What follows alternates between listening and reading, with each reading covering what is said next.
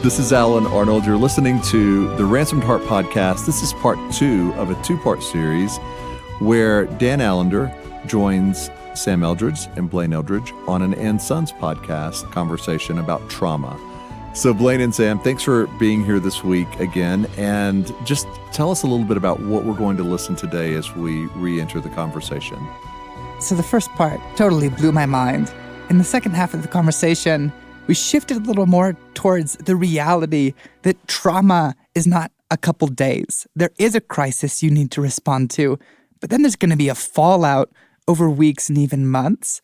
And so we were able to turn to and go like, Dan, we've talked about how to get into the conversation. When do you leave? There's never a good moment to say, I'm sorry you just lost your parents, but I got to get out of here. And he sort of frames how to make that decision, as well as what does it look like to care for a person who is in loss over a period of months? Last week, Dan got to kind of talk about when it's go time, when you enter the room. What are some things you can do? Just go. Don't ask them questions. Be there. Tell them what you think they need. I loved when in the first one where he said, when people are in trauma, one of the worst things you can do is try to have them make a decision about what they need. Right. It feels so natural to ask, do you want me to come over there? Right. But instead to say, I'm coming over. Let them say no. Let them establish what they need if what you're offering is too much. But err on the side of moving towards them is so like that's huge. Was so huge for us. So if you guys haven't heard part 1, I would definitely recommend starting there. You'd be jumping into the middle of a conversation with half the puzzle pieces missing. So start there if you haven't. And if you have, then we're going to re-enter into the conversation now with part 2 of how to respond to trauma. I'm struck by Blaine and what you were sharing in the story with mom and dad and Dan, in particular this piece earlier that you were talking about the effect of trauma, that division in so many different ways, that isolation, that divided in your body and then potentially divided from others within your family. And certainly I have felt that gap, that division between me and the person making the phone call. Like I feel the pull to like withdraw and not move towards them because they feel very far away. And part of that almost feels like in Blaine's story that the minimizing of, well, I'm not that much to this person. They really need someone closer. And there's almost like in that moment, that's an out. Like I can feel the minimizing of anything I could possibly do, but also this door that presents itself of like, well, good luck. And I'm sorry, I wish I was the person you needed. And I want to go dig, dig, dig, like they're calling you or you've been informed somehow. And so there is, I almost want like a 3x5 card or probably more like 100 of them to go like, this is the trauma response card. Look at this when something has happened or when you're responding to something. And the first part is like this isolation, division, move towards, however you can. And I feel like that isolated division piece feels so huge because I'm not a counselor. I'm not someone who knows and is prepared for every potential source of pain that someone could experience in life. And so therefore, I feel like I could be so ill-equipped to move towards people. You're like, oh gosh, if only someone who really knew how to handle grief in families and father figures were here to handle this one. And yet it's got to be somebody, and there's got to be something that holds true for what you can bring. And so there's just something about that I'm encouraged by in this moment to like name some of the real issues being this isolation piece. To me, I don't understand because my voice, singing voice, is so cacophonous, just absolutely an assault to the human soul to hear. I won't prove it. I won't prove it. But I've always wondered why people enjoy being part of a choir. You know, if there are 50 voices, 100 voices, nobody can hear your voice. It's all blended in. Yet, obviously, for a person who has a lovely voice, being part of creating beauty is such a joy. So I don't care whether or not you're one of 50 who's making the phone call, one of 100 who are making the phone call. You're part of a choir. And even if your voice is not that, you're not going to sing a solo. Fine. Bring your voice. So I think the harder tragedy is where you hear someone has suffered. And maybe you're close, but not that close. You're not family. You're not dear, dear friends. What do you do? And that's, again, an important category to go, no, you're part of the choir. And so if you've got their number in your phone, I don't have that many phone numbers because the phone numbers I keep are the phone numbers that mean something to me. And so if you're on my phone, you're going to get a call if I know that something's gone on in your life, or at least I'm going to engage with your world in a way in which I want to eventually speak. I wondered, my father was one of the first major persons in my life who died. And I could not believe how important it was to get notes from people. What I thought to be an utterly useless phenomena, probably generated by Hallmark, was the notion of a sympathy card. They were important to the nth degree to have somebody put in writing even a sentence like, I'm thinking about you, I'm praying for you, I know you're going through hard days.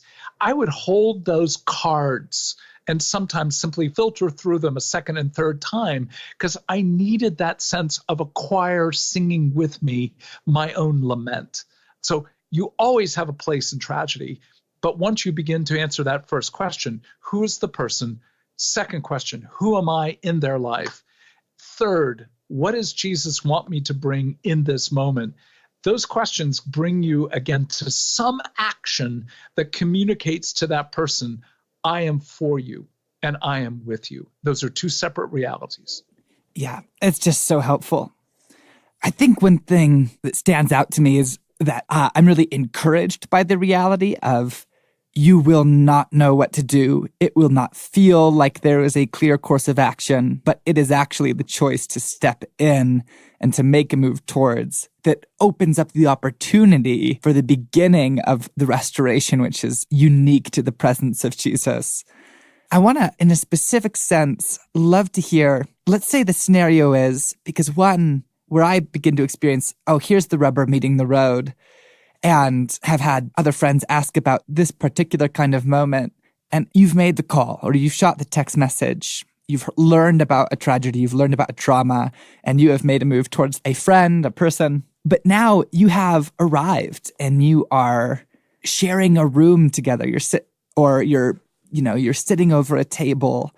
Are there things that a person can bear in mind with kinds of questions that are and are not helpful? Or just to give a specific example, Sam mentioned this caller earlier, but, friend in another state experiencing a crisis, a mutual friend was in his car on his way to go be with this person. And he calls me to kind of go, hey, listen, I've talked to him. I'm on my way. What do I say? What do I do when I'm actually in the room? Like, we're going to spend most of the night together. Is there anything that I need to know? I think that to some extent, everyone has experienced some variation of that question of, oh my gosh, now I'm here. Are there guiding principles for Right. Let's say that those how people, to have this conversation? Yeah, the people that are going to go, Jesus, what do I do? Okay, next. Dan, what do I do? Since Jesus seems to be on a busy call, let's just start with the obvious thing. Your freaking face matters way more than you have any idea. And so if you don't be yourself, so if you're really just a funny person, then you really do need to bring your humor into it. If you tend to be a very thoughtful, quiet person, then bring your thoughtful quiet. You don't have to become someone other than you are, because at that moment, the other person knows you're playing a role. You're playing a kind of act. So you got to bring your face. Bring who you are. Now, you don't want to crack a joke, in the middle of a tragedy, but there will be a place for laughter. Don't be unwilling to offer laughter. A lot of tragedies bear a lot of absurdity. And sometimes just naming the absolute darkness and absurdity that you're in the middle of is relieving. So start with that. Bring who you are. You're a mess. You don't know what to do, but you bring something of the goodness of God into the middle of it. So give up the role, give up the burden, give up the pressure, and be who you are. Now, second, be sensitive to the moment itself. Because if that person literally can't think, I mean, when I'm in the middle of significant, overwhelming heartache, I'm in the middle of trauma. And one of the things that happens with trauma is your brain goes offline. So there are times where I need somebody to say, look, can I make 3 or 4 recommendations? 1, let me drive. 2, let me hear what you're thinking so that I can, in many ways, bring a little bit more thought to the process.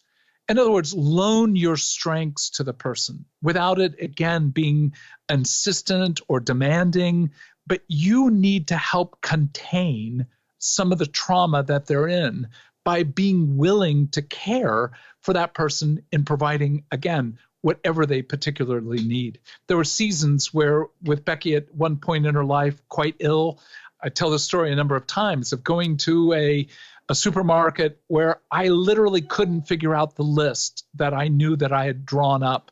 And a person came up to me, put their hand on my shoulder and said, do you need help? That's all I needed, was somebody to say, do you need help? And I literally just said to her, my wife is sick. I don't know how to get this list. And she said, let me walk you through with a cart and help you get everything on your list. She could not have been anything other than an angel at that moment. So coming in, sometimes people don't need to feel and cathart and grieve more. They just need containment to be able to make the next hour, 2 hours. You'll know when they need to grieve because they begin to talk about the loss. And that's where you need to have that empathetic presence. I suffer for you, but I also, depending on how you are connected to them, you need to join your own suffering to them as well. On the one hand, I just love the pressure remover of, hey, listen, there aren't actually the 3 roles of the trauma respondent, and you need to play one of them because that's what will help a person, but no. You actually carry some of the image of God. You are unique. Bring that. And I think the other one, as you're describing, like when a person does begin to talk and when you do have the opportunity as someone whose brain is still online to maybe perceive and direct a little bit of the conversation or the action. Like I remember after the loss of Emily's younger brother, when Em and I were talking, Jesus would actually I'd ask what to say, and the questions that he would kind of go, say this, were always so absurd because what they actually did was further expose the pain. Yes. But it was just like God continuing to lance in Emily, Emily's processing her ambivalence about her pregnancy and she can't figure it out. And Jesus just goes, hey, you need to say with care, but you still need to say, Jeremy is never going to come see her. And it yes. Actually, yes, there was weeping, but it provided access to this place of grief that had just been kind of an ambiguous, I don't know why I feel stuck here. And actually just asking what feels like an asinine question about the grief can be really helpful of, are you hurting because you won't see him? Or in this situation, and especially, when it's someone you know as well as your wife, there suddenly will be the moment of, yep, hear the story and be ready to draw out the story rather than create a salve, and actually just be kind of ready almost in those moments, as you're describing, to allow the grief or allow it to expand rather than trying to run in and put out fires and console. Well, what we know about trauma is that it will numb you almost immediately when you experience it. So, you feel great pain, but you're almost in this not quite fully present, aware of the pain, but not wanting to enter the pain, and yet also not able to enter the pain. So what you're describing, Blaine, is a gift that we bring, and that is, I will actually ask of you to step just 1 foot closer to the reality of what you're going through. And in that sense, you're testing the water to see, can you take 1 step, not into a full-fledged, full recognition of what this loss will mean for you, but at least for the moment, Are you aware that your brother will never see his niece on this earth? So as you're naming things that are obviously very painful, you're also assessing, does it seem to help relieve? Does it enter into more pain, yet also more relief? And that's the measuring that you're doing with anyone in the middle of trauma. Is there isn't a flat way of going about it, but you can also measure whether or not you're going too far. And I will often say to a person, I know that you prefer being in control of what you feel, but what you're feeling right now can't be controlled. Are you ready to just name one more thing about this loss? So you're giving people choice, but you're also setting them in a context to be able to say, is this the direction you want to? And I've had people say to me, I'm not ready to go another foot. That's great. Then as I see you are ready, you need to name that, and I'll also name it with you. It's just the gift of being with them. To know how to enter grief means you don't break and enter. You knock on the door. You wait for them to open, but when they open, you come into what can be engaged at that moment. That's really good. This is part of, I think, some of the trepidation I feel in entering something is also how to leave it well. How do you not try to carry everything or make certain promises, or there's this need for containment and to like have it be this finished thing. Extract feels so messy to me. Right. In America, we allow people 6 weeks to grieve the death of anyone close to them. That's what research would tell us. So for 6 weeks, people will be aware and sensitive. You know, if you lost your wife or a child, you've got 6 weeks to get over it. That's so cruel, it's beyond measure. In many societies, a widow wears black, fully black, for a year as a symbol of her loss. So the fact is, ending is never clean. And I love that question, Sam, because we feel responsible to have a kind of 30-minute conversation that ends with the sitcom making sense. No. You need to end. And that's where you just look. Often, if I'm visiting somebody who's lost a major person in their life, I'll even announce, look, I'm going to spend 15 minutes with you. If after 15 minutes you want me to stay longer, you need to tell me that, because I'm going to assume now there's so much going on for you that 15 minutes just to be with you will be a good beginning. So set parameters. Don't just be in a conversation that ends 2 to 3 hours later. That's not helpful to the person who's suffering. So give limits and to say, look, we've got an hour. If you need more after that, then we'll renegotiate for what you need. I'm here for you. But for now, when an hour comes, we'll both decide whether or not it's good to continue talking. That allows you a normal out to then be able to say, and I will check with you, say it's the morning, I'll check with you at 1 o'clock this afternoon to see if you want to have another conversation. Now, again, that's putting it back onto their lap, but on the other hand, it's your saying at 1 o'clock, you better expect a phone call from me. So it's not just saying, hey, whatever you need, I will be knocking on your door, but don't try to come to some kind of flashy finish that seems to resolve whatever the issue is for now, because it will require continuity over a lengthy period of time. And that's where you got to go back to that question. Who are you on their behalf? How much time do you have that you can put in honorably on their behalf? And those are hard questions because we're all limited beings. And even with your dearest of dearest friends, you still have a job you have to go back to. You can't give up weeks upon weeks upon weeks to be with them through the full. This is where the real hard reality is. Ultimately, other than you and God, you are alone, and I can be with you for seasons, but not through the whole process. Man, that's really helpful. I think even just hearing you name of both an entering and exiting the various engagements of a person's loss, there is just this level of moving towards and leadership necessary so that rather than waiting for it to look like there's a very clear thing to do, like, oh, this is the very clear moment to leave, but first let's sing the doxology.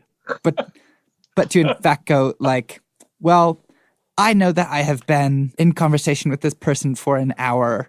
I feel that it is now the right time to say, I need to go grab some pizza. Would you like me to drop one by? Then I'm going to go home. I'll come by in the morning. And I know how available I am.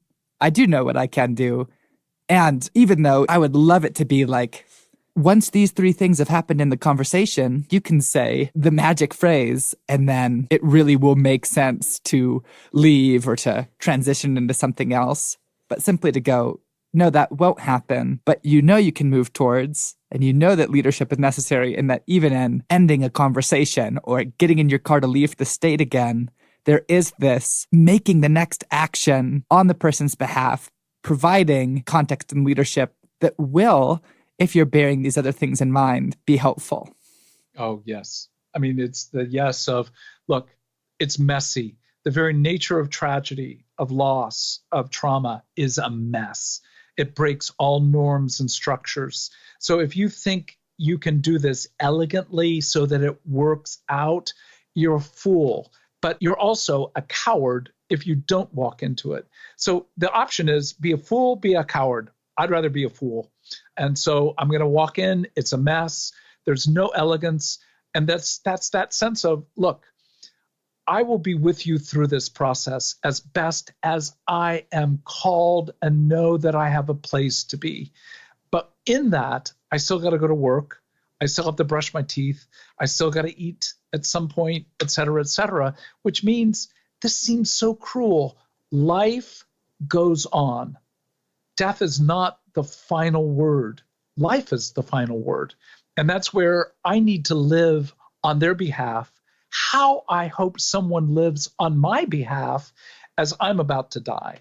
And that is, we'll miss you, love you, you've meant a lot, and you're about to enter into eternity. In many ways, I'm envying you. And in many ways, as I'm dying, I want people to know I'm relieved. I'm sad and I'm relieved. Can you bear with me both? I am so sad to be dying. I'm so relieved. My call on this earth is finished, and there's another world for me to enter. So if that sense of, look, don't give death ever the final word. And so your ability to walk into that mess, ultimately knowing life wins, the resurrection wins. And I don't have to be there sort of providing you little spiritual tidbits. But with regard to many of my friends, the question will always come up, would you want me to pray at this point before we depart? And with the son that I was with, as I said, will you let me pray? I began to weep. And the first question I asked Jesus was, will you let me hit this man when I meet him again in eternity? At that moment, I wanted to deck him. I still want to deck him. There will be an embrace, a greeting of one another, but I still want to take him down one time for not having called me before he took his life. So in that framework, I don't know how you pray, but can you pray in anger? Can you pray in tears? Can you pray with the certainty that Jesus really is the presence they need in order to engage whatever they're going through? And it's not that I deposit Jesus. I'm simply announcing in prayer that he is with both of us. He is with us in the midst of this. And if that's the framework, then let me tell you, all the mistakes you make will be forgiven, because the presence of your goodness and the goodness of Jesus will be sufficient for that gift, for that moment, for them to take the next 2 or 3 steps to whatever then is next for them. You've been listening to How to Respond to Trauma with Dan Allender and Sam and Blaine Eldredge from an And Sons podcast. That's not the only topic. In fact, that's one topic of many that you guys address through your podcast and online magazine. So before we sign off, tell people how can they follow you and what can they expect in the weeks and months to come. You can find us on the Apple Store. You can find us on the Ransomed Heart app. If you want to follow along, we are diving deep into the consequences and the if-then, if you want to walk this out, this restored masculinity on a day-to-day basis, where we're honest. We don't have all of the answers. I don't think anybody does. But there are some things that as fellow students, we have some questions that we want to ask. If you go to andsonsmagazine.com, We have a quarterly magazine where we put out long-form issues on everything from adventure to beauty to loving well, maintaining friendships, all inside sort of the canopy of what does it look like to initiate the soul. You can find them wherever you find your podcast by looking up & Sons Magazine. We'll see you here next week on the Ransomed Heart Podcast.